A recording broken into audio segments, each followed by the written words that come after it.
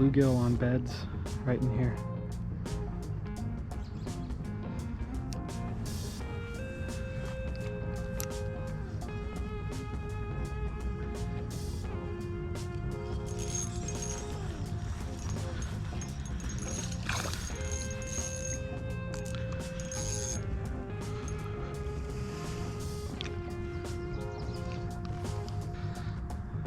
Nice bluegill.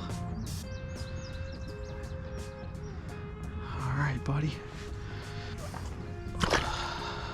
I'm hiking in the woods back to a lake.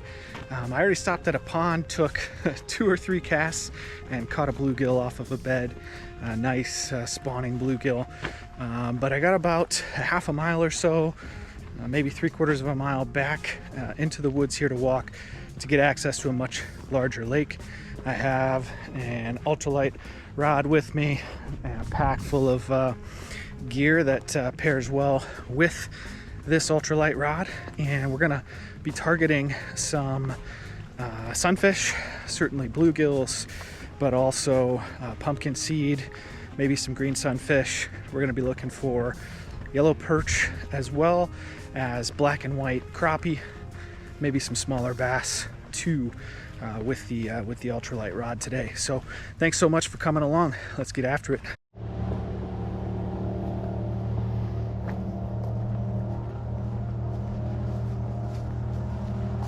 I felt some bites from crappie here, but definitely not what I hooked.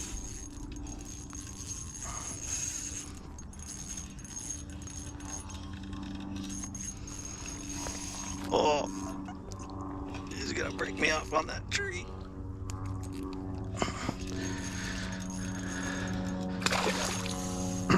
Catfish. This guy legit bit a 164-ounce jig. Homeboy was hungry.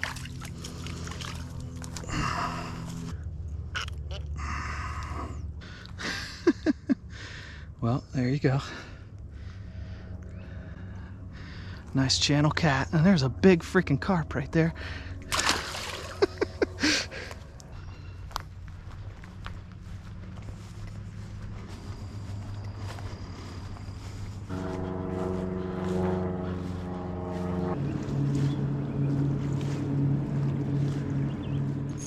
Can't be another channel cat, right?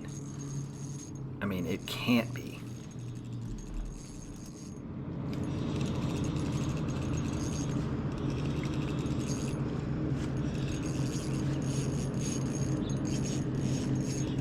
Here's a spoiler. It's another channel catfish. And you'll see that I snagged this one, obviously not purposefully, but I snagged it with a Rapala crankbait.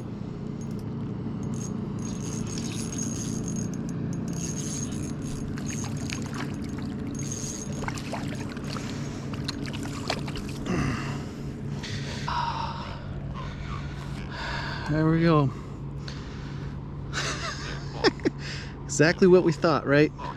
Come out here with our ultralight and catch ourselves some channel cats. Later, buddy.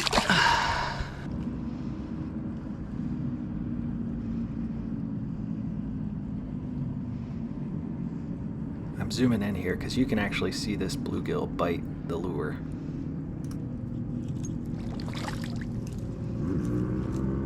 It's our target species.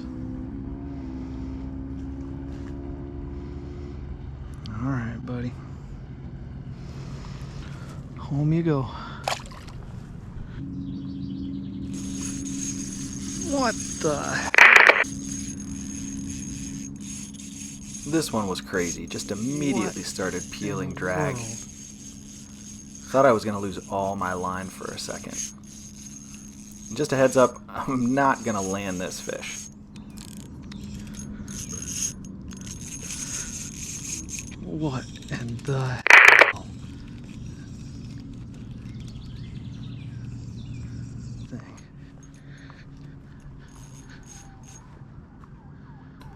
You'll see it in just a second here, but what happened is I, once again, snagged with a little rooster tail a huge carp. and I snagged it in its tail. So that's why it felt so weird and why it just immediately started, you know, swimming away very quickly. Had to tighten down the drag, as you saw, and eventually got it in here. But in trying to get my net ready, I kind of wasn't paying a ton of attention to where the fish was positioning itself, and it eventually gets kind of wrapped around a stick. I did see that. Tried to get my rod down in the water to get it free, but that was just enough for the fish to push off of to get itself off the hook. And again, it's a carp, and I snagged it, so I wasn't upset that it just popped off in that manner.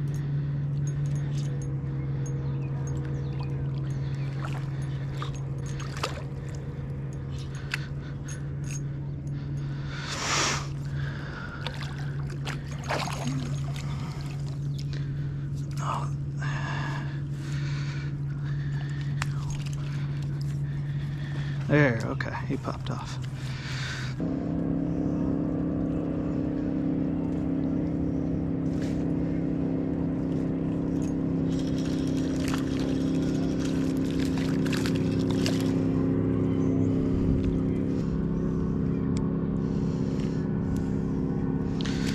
Well, finally got our bass. Little dink. Nice looking fish though, huh? Handsome fella.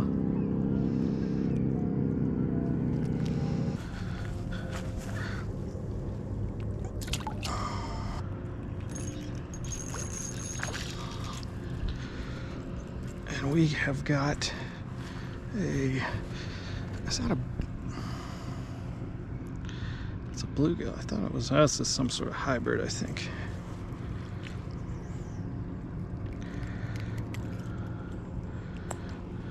Yeah, interesting. It's kind of bluegillish, kind of pumpkin seedish. It's got a big mouth like a green sunfish. A little bit longer and less tall. So I wonder if this is like a green sunfish. I don't know. It looks kind of like a pumpkin seed, kind of like a bluegill, and kind of like a green sunfish, some sort of hybrid. It's a pretty fish though. That's it for tonight. Time to hike out. I might stop at the pond on the way out, see if I can pull a fish out of there, but otherwise I'm gonna start making our way back to the parking lot, about a mile.